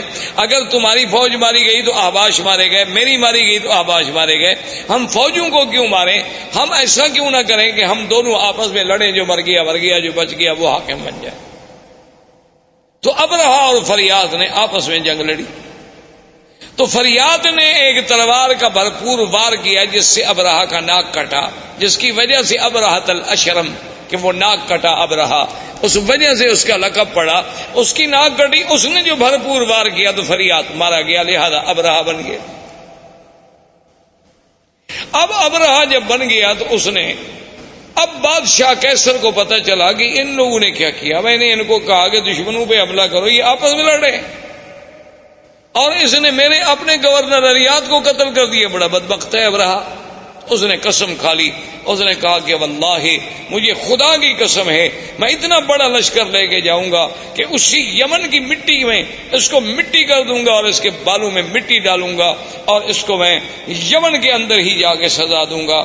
تو فوری طور پر جب ابرہہ کو پتہ چلا کہ قیصر روم حملہ کرنے والا ہے تو آدمی بڑا چالاک تھا، اس نے فوراً سر پہ اسطرا پھروا دیا اور یمن کی مٹی جو تھی وہ بھی ایک برتن میں بھر کے قاصد بھیجے بادشاہ روم کے پاس کہ جناب میں تو آپ کا غلام ہوں، آپ چونکہ قسم کھا بیٹھے ہیں نا تو لہذا میرے بال بھی حاضر ہیں، یمن کی مٹی بھی حاضر ہے، اس میں میرے بال ڈال دو، قسم تمہاری پوری ہو گئی، خدا کے لیے مجھ پہ حملہ کیوں کرتے ہو؟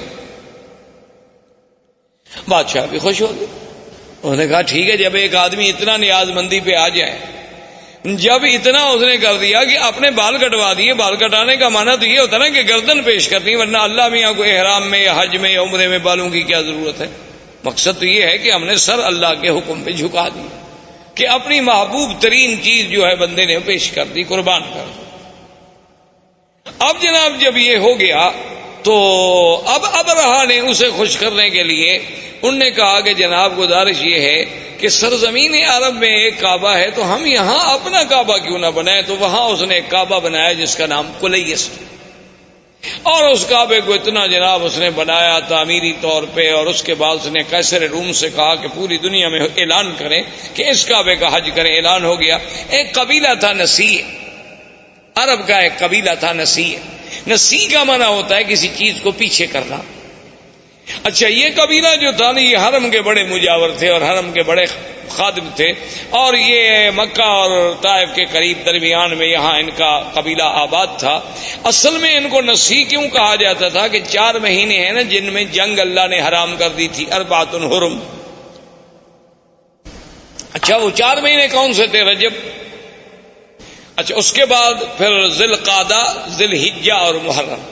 اچھا، یہ 3 مہینے اکٹھے ہیں، ذی القعدہ، ذی الحجہ، محرم، رجب اکیلا ہے۔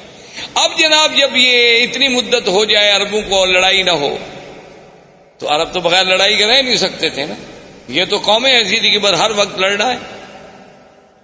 ان کی لڑائیاں اس بات پہ بھی ہوئی ہیں کہ ایک قبیلے نے کہا کہ تمہارے درختوں سے ایک چڑیا اڑی اور میرے درختوں پہ آ کے بیٹھ گئی، یہ زیادتی کیوں ہوئی؟ اس پہ لڑائی شروع ہو گئی اور سینکڑوں آدمی قتل ہو گئے کہ وہاں سے چڑیا اڑ کے میرے باغ میں کیوں؟ لڑائی ہو گئی۔ اب جناب یہ جب ان کا اب جب 3 مہینے صبر کیسے کریں، تو یہ اس قبیلے والوں کو کہتے کہ بھئی ہم نے فلاں قبیلے سے لڑنا ہے، تو کہتے کوئی بات نہیں، ہم محرم کو پیچھے کر دیتے، ہم محرم جو ہے نا پیچھے کر، ذی الحج کے بعد جب مہینہ آتا وہ کہتے جی یہ سفر ہے، اس کے بعد محرم آئے گا، تو اس کو یعنی 1 مہینے کو پیچھے کر دیتے۔ تو اس لیے ان کو نسی کہا گیا کہ یحلونہ عاما ویحرمونہ عاما۔ اللہ نے قرآن میں بھی فرمایا 1 سال تو اس کو محرم رہنے دیتے، 1 سال اس کو سفر بنا دیتے، پھر جنگ حلال ہو جاتی۔ تو یہ نسی قبیلہ جو تھا، ان کو جب پتہ چلا کہ بھئی حبشے میں ابرہہ نے ایک کعبہ بنایا ہے خدا کے کعبے کے مقابلے پر، انہوں نے کہا بھی اگر آہستہ آہستہ اس کی رونق بڑھ گئی اور چرچا بڑھ گیا تو ہمارا تو مسئلہ ختم ہو جائے گا۔ یہ یہاں سے کچھ آدمی نکلے اور چوری چوری داخل ہوئے عبادت کے بہانے سے، رات کو وہاں گندگی کٹھی کی اور ان کی دیواروں کو گندگی لگا کے یہ غائب ہو گئے۔ صبح جب ابرہہ کو اطلاع ملی کہ تمہارے کعبے کو تمہیں بے حرمتی کی، اس نے کہا یہ کس نے کی ہوگی؟ اس نے کہا صاف بات ہے، صاف بات ہے، عرب قبائل کے علاوہ اور کون کر سکتا ہے، اور کسی کو ہمارے کعبے سے کیا دکھ ہے؟ تو تحقیق پر پتہ چلا کہ بھی ہاں یہ تو نسی والوں کا کام ہے، جو مکے کے کعبے کے مجاور ہیں نا، قبیلہ بنو نسی، یہ انہی کا کام ہے۔ انہوں نے کیا تو اس نے کہا کہ ٹھیک ہے، حکم دیا فوجوں کو کہ تیاری کرو، میں جا کے اس کعبے کو منہدم کرتا ہوں، جب تک وہ کعبہ رہے گا نا تو میرے کعبے کا جو ہے لوگ عزت نہیں کریں گے اور نہ یہاں کوئی حج کرے گا۔ اس کعبے کو توڑ دیتے ہیں، کچھ عرصے کے بعد لوگ بھول جائیں گے کہ کہاں کعبہ تھا، کہاں کیا تھا، کیا حج تھا، کیا احکام تھے۔ تو یہ وہاں سے لشکر لے کے چلا، اور اسی کے لشکر میں ہاتھیوں کا لشکر تھا، اور ان میں جو سب سے بڑا ہاتھی تھا اس کا نام محمود تھا۔ اس ہاتھی کا نام جو ہے محمود تھا، لوگ نام رکھتے تھے، اور اس کا سائز جو تھا چلانے والا اس کا نام انیس تھا۔ یہ جناب لشکر چلا، یہ جب آیا راستے میں تو لوگوں کو پتہ چلا کہ یہ عجیب بات ہے، کعبۃ اللہ کو گرانے کے لیے آ رہا ہے۔ تو راستے کے عرب قبائل جو تھے انہوں نے جا کے اس سے لڑائی لڑی، لیکن وہ بیچارے شکست کھا گئے، اور ذو نفر ان قبیلوں کا سردار تھا، وہ قید ہو گیا۔ وہاں سے چلتے چلتے یہ طائف آیا۔ طائف میں اس وقت بنو ثقیف تھے، قبیلہ بنو ثقیف آباد تھا۔ تو بنو ثقیف کو پتہ چلا کہ ذو نفر جو ہے وہ بھی شکست کھا گیا، بنو خصم والے وہ شکست کھا گئے، تو ہم بنو ثقیف اب اس کا کیسے مقابلہ کر سکتے ہیں اتنے بڑے لشکر کا؟ تو انہوں نے ابرہہ کو پیغام بھیجا کہ دیکھو تم جا رہے ہو کعبۃ اللہ کو توڑنے کے لیے، ہم تمہارا راستہ نہیں روکتے، تم جانو مکہ جانے، کعبہ جانے، لیکن شرط یہ ہے کہ لا تؤذوننا، تم ہمیں ایذا نہیں پہنچاؤ گے۔ اس نے کہا بالکل ٹھیک، لیکن اس نے کہا کہ اپنی شرافت اور صداقت کی کوئی نشانی، کوئی دلیل تو دو نا کہ تم پکے ہو، ایسا تو نہیں کہ میں ادھر جاؤں اور تم پیچھے سے حملہ کر دو، کیونکہ بنو ثقیف بھی بڑی مشہور لڑاکی قوم تھی اور خاص طور پہ تیر انداز تھی۔ تو انہوں نے ایک آدمی تھا جس کا نام تھا ابو رغال، ابو رغال جو تھا نا جی، وہ انہوں نے کہا کہ یہ آدمی ہم تمہیں دے رہے ہیں، یہ ایسا آدمی ہے کہ ایک تو طائف سے لے کر مکے تک تمہیں راستے بتائے گا، اس وقت سڑکیں تھوڑی بنی ہوئی تھی، اور راستہ نہ جانو تو 2 دن کا راستہ 10 دن لگ جاتے تھے، تو یہ تمہیں دلالت کرے گا کہ کعبۃ اللہ کا راستہ کہاں ہے اور تمہیں مکے تک پہنچا دے گا۔ اور اس ابو رغال نے اپنے قبیلوں سے، اپنے دین والوں سے غداری کی اور ان سے وفا کی کہ ان کو مکے کا راستہ بتلایا، اور وہ چلتے چلتے مکے کے قریب پہنچا، اور اسی راستے میں ابو رغال جو ہے وہ مر گیا۔ اور دنیا میں تاریخ میں یہ بات موجود ہے آج بھی کہ اس کی قبر جو تھی نا جی، آج تک دنیا میں ابی رغال کی قبر مشہور تھی کہ بعد میں عرب والے جاتے تھے اس کی قبر پہ جا کے پتھر مارتے تھے، جیسے جمرۃ العقبہ کو مارتے ہیں نا، کہ یہ وہ بدبخت ہے کہ جس نے اپنے دین کو بھی چھوڑا، اپنے قبیلوں کو بھی چھوڑا اور ابرہہ کو لے آیا کعبہ گرانے کے لیے۔ تو ابو رغال وہاں مر گیا۔ ابرہہ کا لشکر جب کعبۃ اللہ کے قریب پہنچے اس نے ڈیرا ڈال دیا اور حکم دے دیا کہ جو لوگ ملے، مال ملے، مویشی ملے، سب پکڑ لو، چونکہ روپ ڈالنا تھا مکے والوں پر۔ تو ان مال مویشیوں میں 200 اونٹ جو ہے وہ عبد المطلب کے بھی پکڑے گئے۔ عبد المطلب جو ہیں یہ حضور صلی اللہ علیہ وسلم کے دادا ہیں، اور عبد المطلب جو تھے کان جسیمن وسیمن، یعنی بڑے خوبصورت، بڑے جمال والے، کیوں نہ ہوں آخر دادا ہے محمد الرسول اللہ صلی اللہ علیہ وسلم۔ انہیں پتہ چلا کہ جناب آپ کے 200 اونٹ پکڑ لیے ابرہہ نے، تو وہاں پہنچے اور انہیں پتہ چلا کہ ذو نفر جو ہے ہمارے قبیلہ عرب کا قید میں ہے، تو ذو نفر کو ملے کہ بھئی تمہارا کوئی تعلق ہے؟ اس نے کہا میرا تعلق ہوتا تو میں قید ہوتا، البتہ میں یہ کر سکتا ہوں کہ جو ہاتھی چلانے والا 19 ہے سائس، اس زمانے میں ہاتھی کا جو سائس ہوتا تھا نا اس کو بڑا تقرب ہوتا تھا، جو وہ بادشاہ کے قریب بیٹھتا تھا، بادشاہ کا ہودج جو ہے سب سے بڑے ہاتھی پہ ہوتا تھا، تو میں 19 کو کہہ دیتا ہوں، کیونکہ راستے میں چاہے میں قید میں رہا لیکن ہماری کچھ دوستی ہو گئی آپس میں۔ تو اس نے 19 کو سفارش کی۔ 19 نے ابرہہ سے کہا کہ عبد المطلب سردار جو ہے مکے کا ملنے آیا ہے، تو اس نے کہا ٹھیک ہے۔ جب عبد المطلب داخل ہوئے تو کہتے ہیں ابرہہ پہ اتنا روب پڑا، اتنا ان کا دبدبہ اور جلال تھا کہ اس نے کہا کہ تخت پہ برابر بٹھاؤں تو پھر تو بات شاید نہ بنے، خود تخت سے نیچے اتر آیا اور استقبال کیا اور خود بھی نیچے بیٹھ گیا اور عبد المطلب کو بھی اپنے برابر بٹھایا۔ اتنا روب آ گیا اس کے دل پر کہ یہ کون ایسا خوبصورت جمال والا آدمی۔ اور پھر عبد المطلب جیسا فصیح آدمی، بولنے والا آدمی، اس نے کہا جی آپ حکم دیں، آپ کیسے آئے؟ انہوں نے کہا جی کوئی مسئلہ نہیں ایسا، مسئلہ صرف اتنا ہے کہ میرے 200 اونٹ جو ہیں وہ آپ کے لوگوں نے، آپ کی فوجیوں نے پکڑے ہیں، وہ آپ مجھے چھوڑ۔ تو ابرہہ ہنسنے لگا۔ تو اس نے کہا کیا بات ہے؟ اس نے کہا کہ عبد المطلب دیکھو جب تم آئے نا تو میرے دل میں تمہاری بڑی عزت، بڑی عظمت تھی، میں نے کہا یہ تو سردار اس قسم کے تو میں نے آج دیکھے ہیں، لیکن جب تم نے بات کی نا تمہاری عزت ساری ختم۔ عبد المطلب نے کہا ولی ماذا، کیوں؟ اس نے کہا عجیب بات ہے، میں کعبۃ اللہ کو گرانے کے لیے فوج دے کے بیٹھا ہوں، تم مکے کے سردار ہو، تم مجھ سے معافی مانگے، مکے پہ چڑھائی نہ کرو، کعبۃ اللہ کو نہ گراؤ، ہمیں معاف کر دو، واپس جاؤ، تم اونٹ چھڑانے کے لیے آئے، تمہیں اونٹوں کا فکر ہے۔ تو عبد المطلب نے بڑے غور سے دیکھا اور کہا کہ ابرہہ سنو، انا رب الابل ولہذا البیت رب یحمی، سن لو کہ میں ان اونٹوں کا مالک ہوں، لیکن اس گھر کا بھی ایک مالک ہے جو اس کی خود حفاظت کرے گا۔ مجھے کیا ضرورت ہے حفاظت کرنے کی؟ ہم تمہارا مقابلہ نہیں کر سکتے، تو یہ کون سی معقولیت ہوگی کہ ہم بلا وجہ جنگ لڑیں؟ مجھے اونٹوں کی فکر تھی، میں آ گیا، لیکن اس گھر کا بھی ایک رب ہے، ولہذا البیت رب، اس گھر کا بھی ایک رب ہے، یحمی ہے جو اپنے گھر کی خود حفاظت کرے گا، ورنہ ہم تو عاجز بندے ہیں، ہم حفاظت نہیں کر سکتے۔ تو ابرہہ نے کہا اچھا ٹھیک ہے جی، لے جاؤ اونٹ لے جاؤ، لیکن بات سن لو، قریش سے کہہ دو، قبائل عرب سے کہہ دو کہ ہم تمہارے ساتھ جنگ کے لیے نہیں آئے، ہم تو صرف اللہ کے کعبے کو گرانے کے لیے آئے ہیں۔ اگر وہ میرے راستے میں رکاوٹ نہیں بنیں گے، اگر وہ میرا راستہ نہیں روکیں گے تو میں ان کو کبھی تکلیف نہیں پہنچاؤں گا، بس میں کعبہ کا انہدام کر کے چلا جاؤں گا۔ عبد المطلب نے کہا ٹھیک ہے، آئے، انہوں نے اعلان کر دیا کہ مکے والوں پہاڑوں پہ چلے جاؤ، اللہ سے دعائیں مانگو۔ خود اس نے طواف کیا، ملتزم پہ آیا اور اس نے کہا کہ مولا تو جانتا ہے کہ ہم عاجز ہیں، ہم تیرے گھر کی حفاظت نہیں کر سکتے، آج اپنے گھر کی حفاظت تو خود فرما۔ اور اس کے بعد پہاڑوں پہ چلے گئے، بادشاہ نے حکم دیا اور اس محمود ہاتھی کو آگے چلایا گیا۔ وہ ابو نفر جو قید میں تھا وہ تو قبیلہ عرب کا سردار تھا نا، اس نے جب دیکھا کہ ہاتھی لے کر یہ کعبۃ اللہ کی طرف گرانے کے لیے جا رہے ہیں، تھا تو بیچارہ قیدی، لیکن اس نے موقع حاصل کر کے آیا اور محمود ہاتھی کے کان جو تھے نا، ایک کان سے چمٹ گیا، لٹک گیا اس کے کان سے، اور کہنے لگا ابرک یا محمود، ابرک یا محمود امامک بیت اللہ، کہ اے ہاتھی بیٹھ جاؤ، مت بڑھو، آگے خدا کا گھر ہے۔ خدا کا گھر ہے. اس نے اتنی کہنا تھا کہ ہاتھی بیٹھ گیا.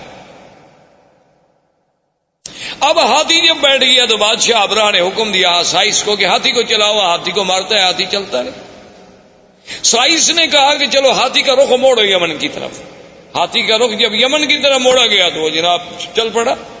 اس نے کہا پھر ایک لمبا چکر دے کے پھر کعبے کی طرف موڑو. کعبے کی طرف موڑے وہ برک کر کے بیٹھ جائے. اس نے کہا یہ عجیب بات ہے, ہاتھی کیوں نہیں جاتا؟ اس نے کہا جی اب آپ دیکھ رہے ہیں میں یمن کی طرف چلاتا ہوں تو چلتا ہے اور کعبے کی طرف چلاتا ہوں تو نہیں چلتا ہے.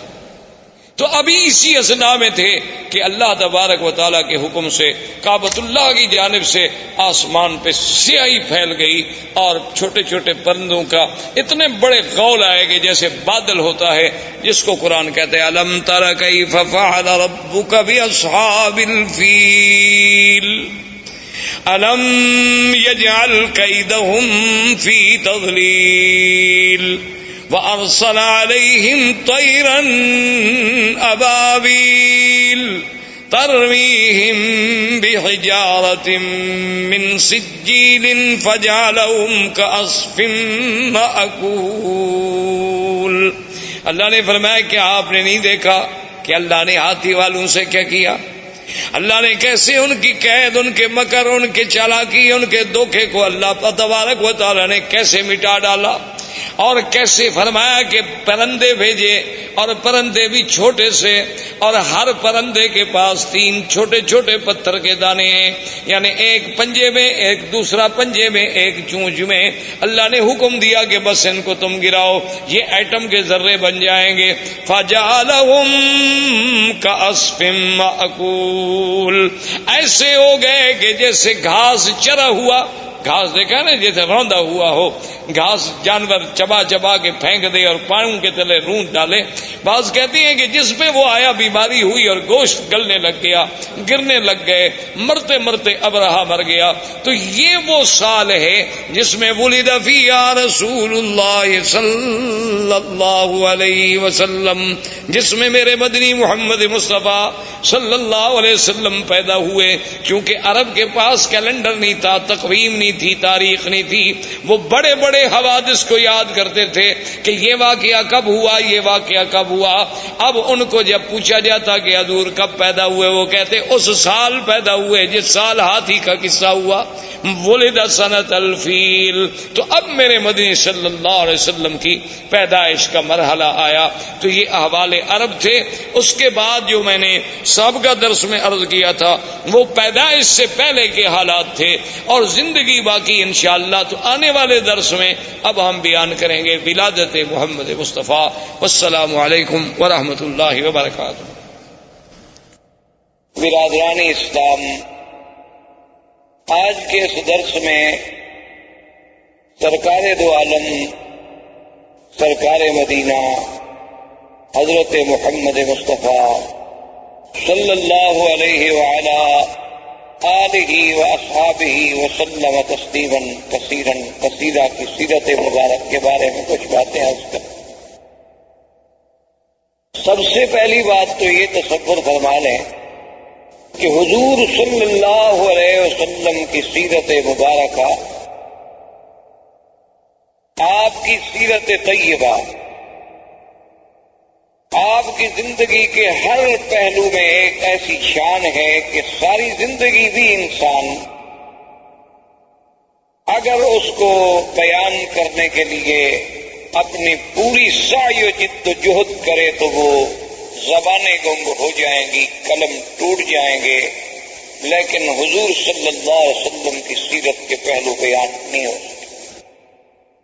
ہم مسلمانوں کا الحمدللہ یہ عقیدہ ہے کہ اللہ تبارک و تعالی نے جتنے پیغمبر مبعوث فرمائے، جتنے نبی بھیجے، جتنے رسول آئے، جن کی صحیح تعداد کا علم تو اللہ کو ہے. عام روایات سے جو بات معلوم ہوتی ہے وہ یہ ہے کہ 1,24,000 نبی بھیجے گئے، جن میں 313 رسول آئے، اور ان 313 رسولوں میں سے پھر 5 اولو العزم من الرسل آئے، اور ان 5 میں سے بھی پھر سب کے سردار جو ہیں وہ خاتم الرسل سیدنا محمد مصطفیٰ صلی اللہ علیہ وسلم کی ذات مبارک۔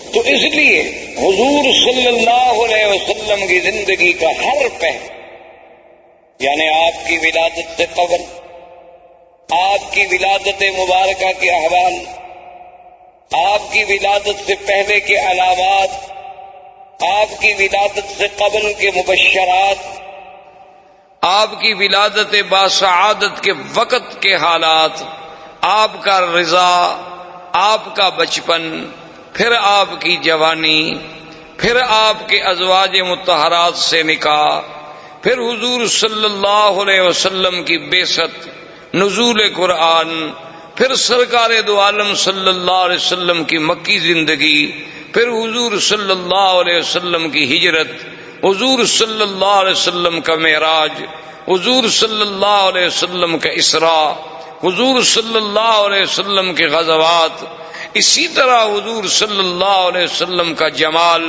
حضور صلی اللہ علیہ وسلم کا کمال، حضور صلی اللہ علیہ وسلم کی نوال، حضور صلی اللہ علیہ وسلم کے معجزات، پھر معجزات کے اقسام کے معجزات سماوی، معجزات ارضی، پھر حضور صلی اللہ علیہ وسلم کے معجزات جن کا تعلق جسد رسول سے ہے، جسم رسول سے ہے، اسم رسول سے ہے، حضور صلی اللہ علیہ وسلم کے دین کی آفاقیت، آپ کی کتاب کی عالمگیریت، آپ کا پورے انس و جن کے لیے سراپا رحمت، آپ کا دور بشارت، آپ کا دور نظارت، آپ کا دور اسفار، آپ کا دور فتح مکہ، آپ کا دور اپنوں کے ساتھ، آپ کا دور بیگانوں کے ساتھ، آپ کی خارجی زندگی، آپ کی داخلی زندگی، آپ کے معاملات، آپ کا برتاؤ غلاموں کے ساتھ، کون سا پہلو ہے جس پہ آدمی، کوئی مورخ، کوئی صاحب قلم، کوئی استاذ، کوئی مدرس، میرا تو ایمان ہے کہ اگر ساری دنیا کے پڑھے لکھے لوگ بھی سیرت پاک پہ لکھنا شروع کر دیں تو ہماری اپنے عقول، ہمارے اپنی جد و جہد، ہماری سعی، ہماری ہمتیں، ہماری زبانیں گنگ ہو جائیں گی، لیکن سیرت پاک کے پہلو ہم کسی طرح سر انجام پورے نہیں کر سکے صلی اللہ علیہ وسلم۔ اب اس بات پہ آپ غور کریں، تاریخ عالم پہ نظر ڈالیں، کتب سیر پہ نظر ڈالیں، جس انداز میں میرے آقا سرکار دو عالم حبیب کبریا حضرت محمد مصطفیٰ صلی اللہ علیہ وسلم کا ورود مسعود ہے، اور کسی اللہ کے نبی پیغمبر کے بارے میں یہ بات نہیں ملتی۔ یعنی اسی سے آپ اندازہ لگائیں کہ 1,24,000 پیغمبر حضور صلی اللہ علیہ وسلم کے آنے کا اعلان کرتے جائیں۔ اللہ نے قرآن میں تو صرف عیسیٰ علیہ السلام کا ذکر فرما دیا نا، چونکہ آپ سے زمانہ قریب تھا، کہ عیسیٰ علیہ السلام کے بارے میں ذکر آیا کہ وَمُبَشِّرًا بِرَسُولٍ يَأْتِي مِن بَعْدِ اسْمُهُ احمد۔ لیکن اصل بات یہ ہے کہ ہر کتاب، تورات میں، انجیل میں، زبور میں، ہر کتاب میں نعت محمد مصطفیٰ صلی اللہ علیہ وسلم۔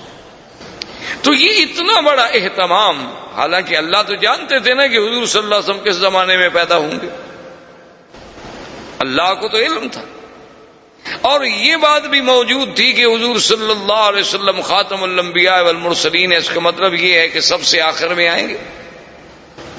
یہ بات ایک فیصلہ شدہ بات ہے، اور اللہ کا تو علم کامل ہے، اللہ تو عالم ما کان وما یکون ہے۔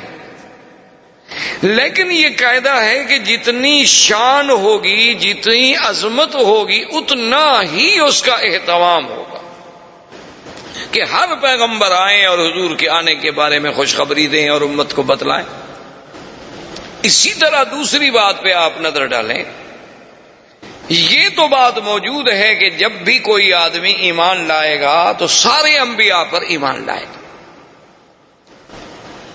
کہ تمام اللہ کے نبی برحق، تمام اللہ کے رسول برحق، لیکن یہ ہمیں کسی جگہ نہیں ملتا کہ اللہ تبارک و تعالی نے باقاعدہ پورے انبیاء جتنے اللہ نے پیدا فرمانے تھے سب سے یہ وعدہ لیا ہو، یہ عہد لیا ہو، یہ میثاق لیا ہو کہ اگر میرے مدنی پاک کا زمانہ آئے گا تو تم ایمان لاؤ گے، تم حضور کی نصرت کرو گے۔ یہ کسی اور پیغمبر کے بارے میں ہمیں پورے قرآن و سنت میں بات نہیں ملتی۔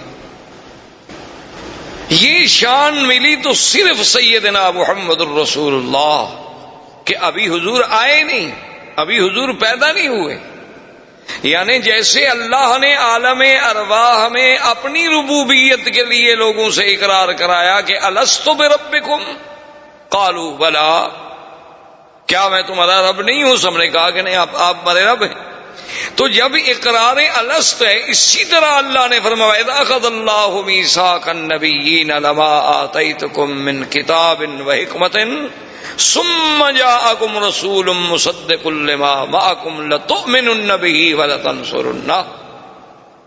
یعنی یہ شان اور کسی پیغمبر کے بارے میں نہیں ملتی کہ اللہ تمام انبیاء سے عہد لے، تمام انبیاء سے میثاق لیا جائے کہ میرا ایک نبی آئے، میرا ایک شان والا پیغمبر آئے۔ اور اسی طرح آپ پورے تاریخ عالم پہ، تاریخ انسانیت پہ، تاریخ اسلام پہ نظر دوڑائیں، ایسا واقعہ بھی آپ کو تاریخ میں کبھی نہیں ملتا کہ اللہ کا نبی پیدا نہ ہوا ہو اور اس پہ ایمان لانے والے پہلے موجود ہوں، ایسا واقعہ کبھی نہیں ملتا۔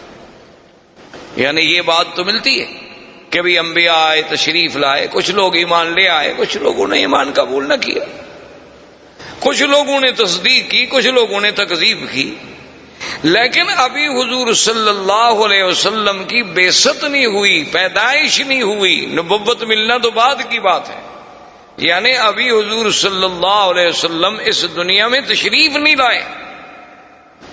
اس وقت تبابع یمن میں سے ایک بادشاہ گزرا جس نے حضور صلی اللہ علیہ وسلم کی سیرت کتب سابقہ میں جب مطالعہ کیا اور سرزمین مکہ و مدینہ سے گزرا اور یہاں کے مناظر کو اپنی آنکھوں سے دیکھا اور ان کتب سماویہ کے ساتھ اس کا تقابل کیا تو اس نے ایک خط لکھا اور اپنے اس ملک میں شاہی فرمان کو امانت کے طور پہ جمع کرا گیا کہ میرے بعد یہ خط جو ہے محفوظ رکھا جائے، اور جب وہ سرکار دو عالم اللہ کے نبی سرزمین مکہ میں پیدا ہوں تو میرا خط پیش کیا جائے۔ یعنی ابھی حضور صلی اللہ علیہ وسلم پیدائش بھی نہیں ہوں اور اس نے اس میں خط لکھا کہ میں طبع یمن ہوں اور میں اس بات کے لیے یہ خط لکھ رہا ہوں کہ اگر اللہ نے میری زندگی میں آپ کو پیدا اور میں آپ کا وزیر بنوں گا، میں آپ کا معاون اور سپاہی بنوں گا، حالانکہ وہ بادشاہ ہے، یمن کا بادشاہ ہے۔ تبابع جو ہیں یہ طبا جو تھے یہ یمن کے بادشاہوں کا لقب تھا، جیسے قیصر روم کے بادشاہوں کا لقب تھا، کسرا فارس کے بادشاہوں کا لقب تھا، اسی طرح فراعنہ مصر کے بادشاہوں کا لقب تھا، تو نجاشی حبشہ کے بادشاہوں کا لقب تھا، تو تبابع جو ہے وہ یمن کے بادشاہوں کا لقب تھا، وہ طبع الاکبر، طبع الاول، طبع الثانی اس طرح پکارے جاتے تھے۔ تو اس نے لکھا کہ اگر حضور سرکار دو عالم صلی اللہ علیہ وسلم آپ کو اللہ نے میرے زمانے میں میری زندگی میں پیدا فرما دیا تو میں آپ کا سپاہی ہوں گا، آپ کا وزیر بنوں گا، آپ پہ ایمان لاؤں، اور اگر میں پہلے مر گیا اور آپ میرے بعد دنیا میں تشریف لے آئے تو پھر میرے گواہ رہیں کہ میں آپ پر ایمان لا چکا ہوں۔ یعنی اندازہ فرمائیں کہ پوری تاریخ انبیاء میں یہ بات نہیں ملتی کہ ایک نبی پیدا نہ ہو لیکن ایمان لانے والے پہلے اقرار کریں اور پھر اس طرح اہتمام کریں کہ شاہی فرمان لکھ کے اس کو باقاعدہ جمع کرایا جائے۔ احباب کرام، اس کے بعد اب آپ اس مبارک سلسلے کی CD نمبر 2 سماعت فرمائیں۔